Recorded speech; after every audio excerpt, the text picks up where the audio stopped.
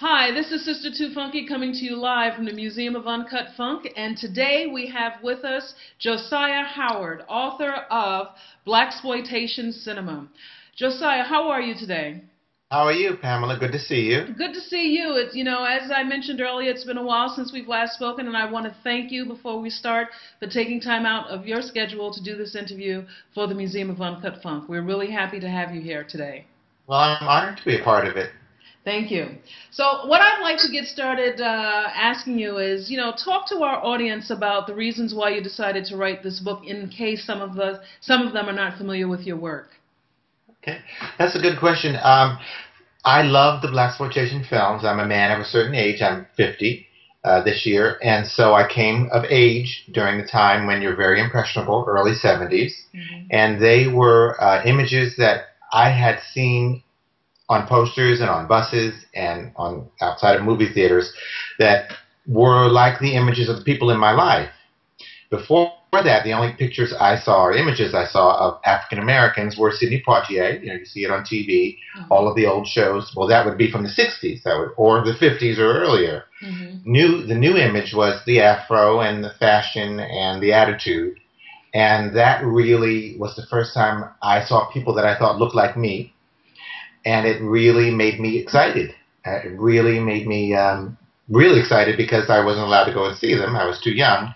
But I would stand outside and look at the posters and then go home and draw them and got involved that way. And then, of course, I snuck into a few of the theaters. But that's how my interest in the film started. And then from that point on, I collected, this is before video and DVD, so I collected what I could, magazine articles and books, there weren't very many, on the subject. And then I toyed with writing a book, but then I thought, nobody's really going to be interested in this, and there aren't enough films to write a book about. So once I got past that, I started looking into it. There were enough films. I thought if there's 100 films, well, then I'll write a book about it. It'll be a slim book with lots of pictures. Well, the book has 250 films in it. And there are more, depending on what kind of definition you want to take for the genre. But I wrote it because I was thrilled by the images. I got an early jolt. And I thought no one else had written about it in a way that was very interesting. Well, I have to tell you, as a collector of the movie posters from this era, I found your book to be very helpful in finding the movie posters that I did not have in my collection. So I was very excited when the book came out. So I thank you. Good. What I'd like to know is, how do you define blaxploitation? Because there are a number of films that you've included in this guide that someone like myself may not have considered to be a blaxploitation film. You're not the only one. I did a bunch of radio interviews when the book came out, and that was the question that would always come in. Well, Lady Sings the Blues is a blaxploitation film. What are you talking about? Claudine isn't a blaxploitation film. Why are you? And so my criteria, and I went back to it again and again, was black themed or black cast films that were made between 70 and 80 that were featured blacks, obviously, but also heavily promoted to the black community in the 70s. So that would include a lot of films with white stars that had an incidental or secondary black African American player with a modern-minded plot going on. You had the afro, or you had the attitude, and so there are a lot of films. I call them gray area films that people were like, that's not a blaxploitation film, sorry. And I hear that, but my criteria was 70 to 80, any film that was basically promoted to blacks. Yes. And all those films that piggybacked on what was obviously a blaxploitation film, but they made it a little bit more watered down for everyone else. Yes. I have to ask you, how did you feel in doing this research? How did you feel about the black protest that came about during this time when these films were being made? They didn't bother me, and I think they're an exciting part of the story. I mean, black people aren't, we're not one thing. We all have different opinions. Some of us are Democrats, some are Republicans, some are Mormons, or whatever they are. Right. And so that goes, some blacks are not going to want to see a pimp and a hoe, and some are going to say, that's fun. We have pimp and hoes in our community too, and that's fine. So I thought it was fun. I think it makes the whole story of blaxploitation much, much more interesting. The idea that it was coming from us wasn't coming from white people; it was coming from us. Hmm. I think it's fascinating that there was a certain segment that were not ready to accept the whole diaspora of African Americans on the screen.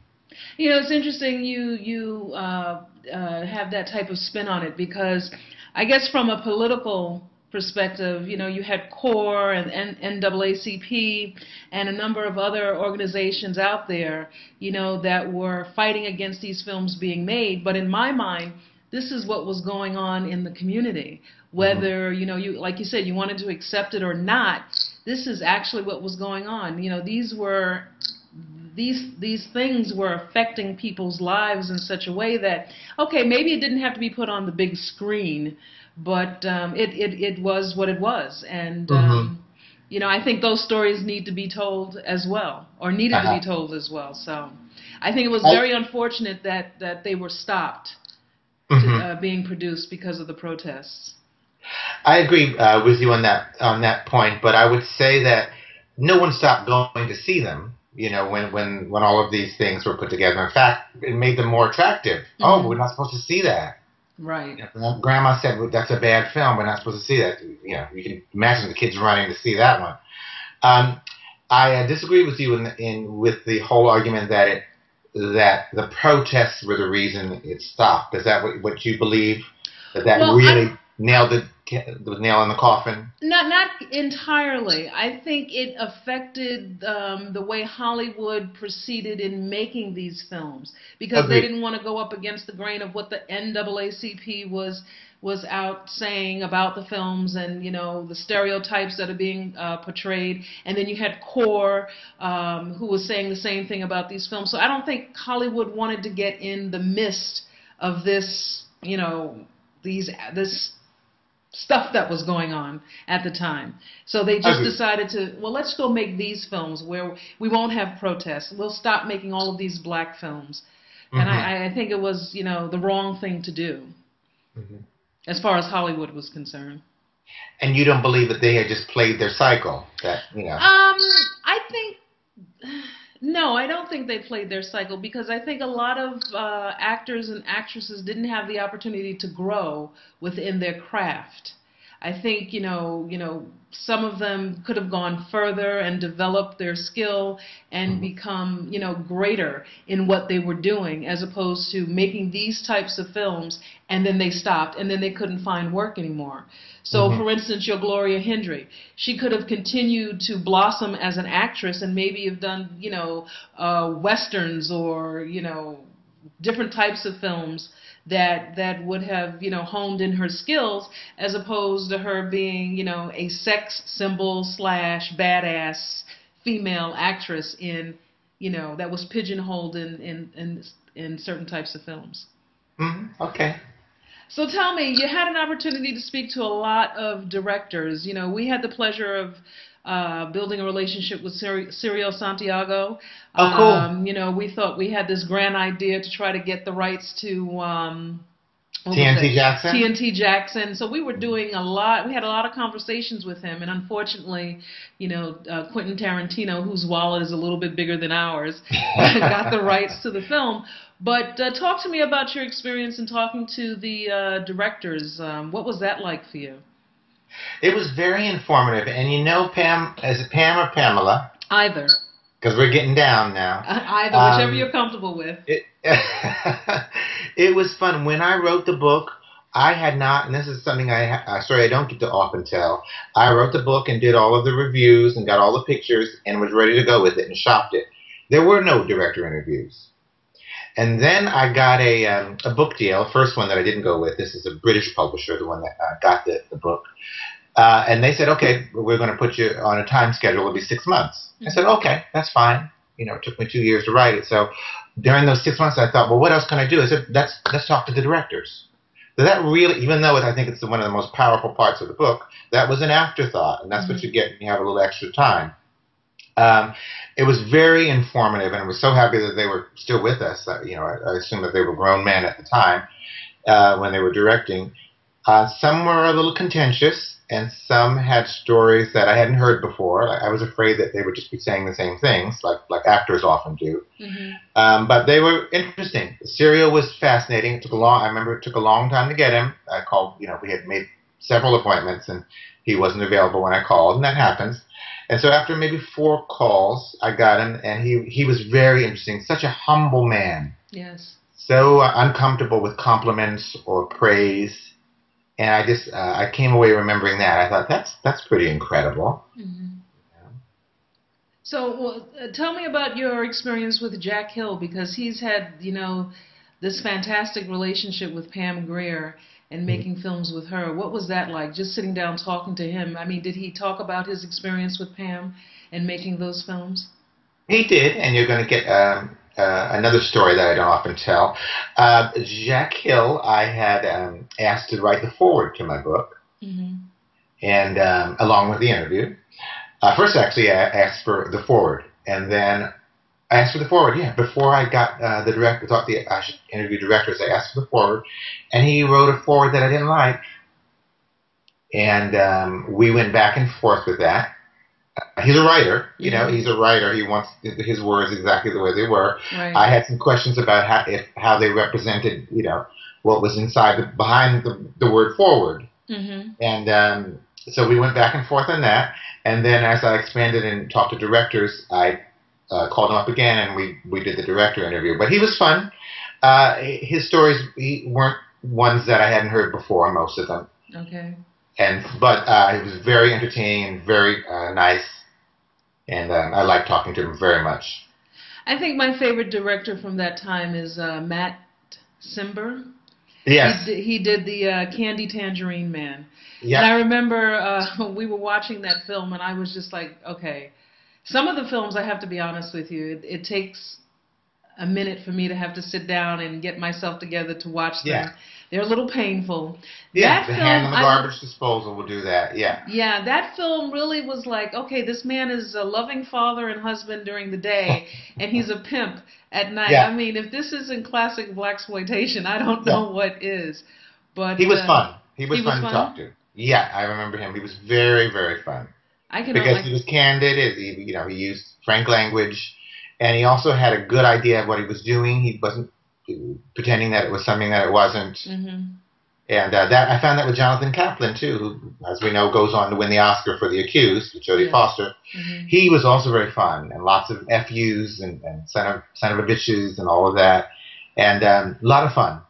Yeah, he called me back to give me some more quotes. Did you get enough? So he was pretty cool. Yeah. Oh, that must have been awesome to have that experience, to have a sit down and talk to them. So I do envy you. Yeah. I didn't think about it, Pamela, when I was doing it. It was just, I thought it started with 5. I said, let's get 5 director interviews. And I did that, and I said, well, let's go to 10. And so I was more concerned with the scheduling and all that stuff. I wasn't really awed, or even though these were, my idols and created the art that inspired me and shaped me. I was really in professional mode, and then it was afterwards. It was really only until I saw it in print. Everything is talk until you see it in print. Right. And then when I saw it in print, I thought, oh my goodness, I interviewed those people. I wrote that down. I copied their, So it was fun. Yeah, it was a lot of fun. The most memorable director, well, you know that Gordon Parks didn't want to talk to me. Yes. I called him up and got his secretary or assistant, and she was professional. And then he called back, not professional. Really? Yeah, I don't know if it was a bad day or not, but he, and you never know how the information was presented to him. Right. There's this tacky Blaxploitation book coming out, and this guy wants to talk about your Blaxploitation films. He's going to say, who knows what was said, but he said, Mr. Howard, I am not at all interested in your project. I'm not at all flattered that you would dare to call my films Blaxploitation. They are cinema that have African Americans in them. And, we went on for a little bit. And that was his response to it. Yeah. It's funny because I was talking to a professor yesterday, or day before yesterday, and we were talking about a lot of, you try to get these interviews with these directors and celebrities who, created these films, and they were a major impact on my life, and as I'm sure yours as well. And for them to not want to discuss it, it's almost like it was a bitter pill, or it was so long ago and I'm not doing that type of work anymore. That's why I think, for those films to be stopped by these, big organizations of that time, they did more damage than good. And because Denise Nicholas, she doesn't want to talk about anything to do with blaxploitation, although I don't consider her films to be, blaxploitation. She doesn't want to have anything to do with the 70s, because we've tried to reach out to her. So to hear that, about Gordon Parks, it's really very telling. It's like, you guys just don't understand what impact that these films had on a generation of people, especially coming out of the 1960s. Yeah. And, I could just listen to the stories all day long. Yeah. So it's too bad, but I guess, I also respect the idea that we want to redefine what we did, and we think differently about things as we get older. Yes, you're right. You're absolutely right. So he was thrilled to do it at the time, right? But at 65 or 70, I know he's passed, he wasn't thrilled to go back. Yeah. He might have thought it was a big deal. Yeah, but look, we still love the work. That's what's most important. So tell me, who's your favorite, what is your favorite film? In all this research that you did, what was your favorite film? Absolutely, it's Coffee. Coffee, yes. Absolutely, yeah. Yeah, I would have to agree with you on that. Is that your number one, too? Well, no, actually, she probably... You said Superfly in one of the interviews I saw you do. Yes, Superfly, but, I also have to give homage to Tamara Dobson and Cleopatra Jones. The more I think about that film, the more I just think it was it was just so well put together. And, she was a badass in the film, but in such a sophisticated way. The way she fought, the way she handled her weapons, the way she drove her cars, the way she loved her men. It was just like, oh my God, it was just a fantastic film. And then she was so fashionable with this big afro. And, I love Pam Grier to death and love Foxy Brown and Coffee, but there's just something about Cleopatra Jones that it's just a fantastic film in my world. So it's equal to you in your mind to Coffee. Yes and no. I think I would say Cleopatra Jones first and then Coffee. Oh, okay. Yeah. All right. Yeah, and I'm a huge Pam Grier fan. Huge. So, listen, after Coffee is your favorite film. How about your favorite actor or actress? The first one that comes to my mind is Ron O'Neal. Yes. Oh, no, he was so versatile. The Hitter? Did you know that one that came out that no one has seen? And I haven't seen it either. I hate to admit it. I haven't seen it. He's really, really good in it. Really? There's tears and disappointment, and it's comes from the stage, so you get to see it all in that film where he's not just shooting people up. It was great. Yeah, I think he comes to mind, but favorite actor, he's the one that most surprised me. But I love Richard Roundtree, too. Yes. I love that cool thing, that understated thing that he does. Very good. And Jim Brown. Yes. Beautiful man to look at. And he's another one that's got that smooth thing that's so perfect. Yeah. It's really interesting that you mention Ron O'Neal and Richard Roundtree. They're both classically trained actors. And I don't think, and I can't say this that like I know it, but I don't think people really take into consideration that these were not, actors that just went to Hollywood and was looking to make their first film. These were classically trained actors, and that's why, I guess I kind of come off like, well, these films shouldn't have been stopped because these actors had such a far way to go because of their training. And even the ones that that weren't classically trained, again, they could have blossomed within their crafts. So, when you think about these types of actors, and, they some of them went to school for this type of training, and they're really awesome. Yeah. But, I digress again. So, let's see here. Tell me, what are your thoughts on Black Dynamite? I was interviewed for a article that appeared in the LA Times. It was about the film when it came out, and I don't let's see how I want to put it. I was quoted as saying it's appreciated but not necessary. Hmm. And it's fun, and there's a whole new generation of kids who don't know what we know. Exactly. So it's useful in that it brings the whole idea of the Blaxploitation cycle to them. But I'm not a big fan of homages. Are you? What do you think of it? Um, I had the opportunity of seeing the premiere of the film, Okay. and I think I need to see it again to really appreciate what they're trying to do. First impression? It was a little long, Mm-hmm. and I enjoyed the fact that they were paying homage to the films. I liked the characters. I liked the campiness of it. So in one respect, I got it and I enjoyed it for the moment. But I have to admit that I'm a huge fan of the animated series. A Mm-hmm. huge fan. Yes, I try to tweet and watch the series when it comes on, and I can't do both. And I guess I'm telling my age. But it is so in your face and so raw, and that's what those films were at that time. Not Mm-hmm. all of them. So it takes me back to that perspective. I like the in your face and rawness of the animated series, and I Okay. think I prefer the animated series more so than the movie. So, but with that said, what do you think of the films of today? Black cast films or generally? Black cast films, and then you can, give us your take on films in general. Well, what was the big one that the young woman won an Oscar for? The Help. Yes. Well, what did you think? I haven't seen The Help because I just feel like movies like that don't need to be made today. That was my first opinion. And then I said, well, my mother read the book and she loved the book, but my mom is from a different generation. Uh huh. And I don't know how I really feel about it. I don't know if I really want to see it. And it's not that I, don't want those stories to be told. I just feel like we have so much history that do we need to keep telling that type of story? Mm-hmm. And again, if I'm looking at it wrong, then I do plan to see it. I just haven't seen it as of yet. Mm-hmm.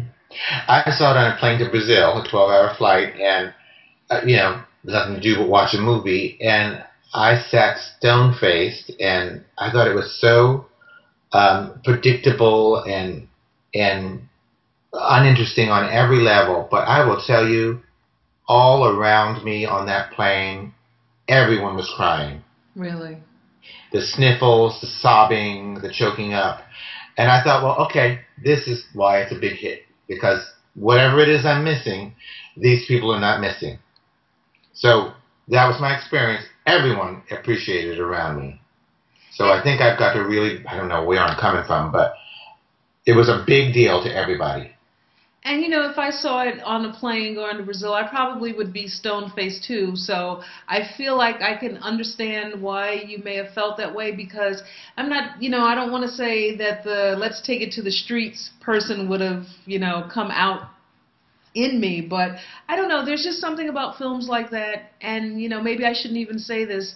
That I just feel like they shouldn't be made, Mm-hmm. and there's nothing wrong with them. I've sat and watched Gone with the Wind. Did we need to see that, 2 years ago on, what was it, TNT? No. But, so I guess it really depends on the film and obviously the storyline, but I haven't seen that. And to be quite honest with you, I'm so focused on doing stuff for the website that I haven't really been to the movies as much as I would like to go. Mm-hmm. I don't And go too much either. Yeah. so, I try to wait for it to come on HBO. Mm-hmm. Oh, my secret is out. There is So, something to say, Pamela, though, about seeing a movie the way it's supposed to be seen, and yeah, that's in a theater. yeah, So I'm always hesitant to talk about, the real experience of seeing these films. When we've seen most of them on, the kids will, are going to see, 99% of all the films they see hmm, on a device or on a laptop. yes, How they're, if they're interested in cinema, that's how they're going to see things. And we saw them at retrospectives. We saw them on a big screen. We could yeah, smell the theater and the popcorn. So that's a whole different thing. I'm not even saying it's less, but it's different. right, It's right. miniaturized. So what is your opinion on the legacy of these films? Since a lot of them are coming up on the 40th anniversary, a number of them will be coming up on their 40th anniversary. What is your take on the legacy of these films? Very special, one of a kind, never to be repeated. A really, really informative and exciting look at a particular time in our history. It really is the first time that we came into ourselves on screen. Of course, we come into ourselves before, but it was kind of an idealized fantasy thing, the sitting courtier doctor thing, or helpmate or teacher. And wonderful. That's what we need. You have to crawl before you walk. But this was not walking. This was running.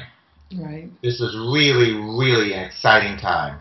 Captured on film. There have been many exciting times in history. Cinema comes in 1900. But this was an exciting time captured on film, and it's really fun. Yeah, and you know what? I don't think there'll ever be a time like this in cinematic history again, where so many films were made in a decade that spoke to what was going on for a specific group of people. I just don't see it happening again in that capacity. I don't think so. No. No. Well, listen, before we end, there's one question I do have to ask you as a collector. How did you source all of those posters for your book? I'd like to tell you that that's why I went with this publisher. They're called Fab Press, and they're a British publisher of film books. And the first one that I was going to get it was what's the name of that book? They're a scholarly book publisher. I can't think of their name, but they were going to have 30 pictures in the book. Okay. That's it. They'll choose 30 photos. Yeah, we're going to text is fine. We just want 30 pictures. I said, well, it's a visual genre. We're talking about cinema. We're describing images. Maybe we should have images. Maybe we should have the promotional art that promoted the images. And so that's why I went with Fab Press, who wanted 300 pictures minimum. And I think there's 400 in the book.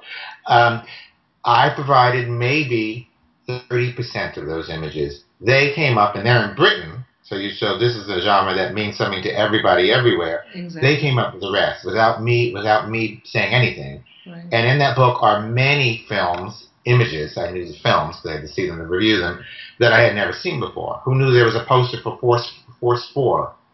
Who knew there was a poster for Bad, Black, and Beautiful? Right, right. Yeah, the art director of this book was a fan of the genre, and they came up with so many things I never knew about. Wow, that's awesome. It was a lot of fun, yeah. To have someone as excited as you, with the things that you hadn't seen before. I pretty much knew a lot. I wrote a book about it. They came up with most of it. Well, I have to tell you, as I mentioned earlier, I do use your guide to help source material for the collection for the museum. And there's so many posters that I've come across, I was like, wow, I didn't even know this person played in this movie, let alone this poster existed. I think the one that I discovered in your book is The Father Black Enough? That's a good one, isn't it? Oh my gosh, it's beautiful. I'm like, oh my gosh, how come I've never seen this one before? Where have I been? I hadn't seen that one either. And I have been looking for that poster ever since, and I cannot find it anywhere. I can find reproductions, but I cannot find it anywhere. Yeah. So, for those collectors out there, this is the book that you must get. It is a must-have.